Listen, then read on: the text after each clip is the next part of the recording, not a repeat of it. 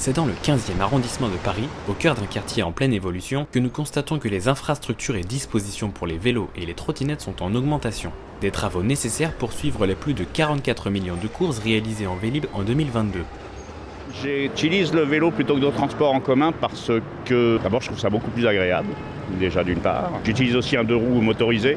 Ce que j'aime bien dans les Vélib, c'est que ça me permet de choisir, je peux marcher pendant un moment, puis ensuite prendre un Vélib, je peux prendre le métro, et puis ensuite revenir en Vélib, selon la météo, selon si je trouve des Vélib. Je pense qu'à terme, j'investirai probablement dans un vélo. En effet, cela constitue un moyen plus écologique et rapide de se déplacer dans Paris. Et la large offre de ces moyens de transport permet à de nombreux et nouveaux usagers de s'y initier. Cela amène aussi une certaine insouciance chez les plus jeunes qui ne l'utilisent pas dans les conditions optimales. Certains sont plus sceptiques. What do I think about Vélib and scooter in Paris?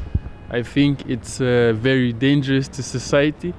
You know, people drive and they can hit people and boom, your leg is malade, your arm is malade. So I say choose metro, choose bus, and it's a better choice than Vélib and scooter. Si le nombre d'accidents de trottinettes électriques et d'autres engins de déplacement a explosé à Paris ces derniers mois, il est à remettre en balance par rapport à l'explosion de la pratique. Pour autant, dans 73% des cas, ce sont bien eux qui seraient tenus responsables des accidents. La mairie de Paris dénombre près de 400 accidents en 2022 contre 300 l'année précédente.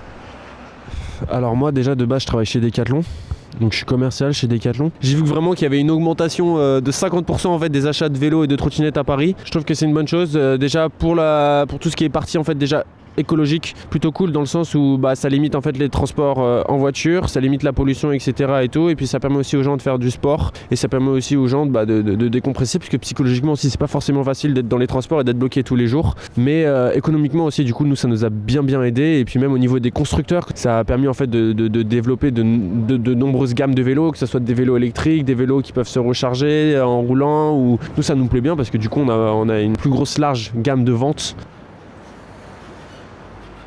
Même si l'avenir des trottinettes dans Paris est incertain, cela reste tout de même une alternative valable compte tenu des difficultés d'exploitation du métro parisien ces derniers mois. Finalement, le vélo et la trottinette en libre service ont encore de beaux jours devant eux.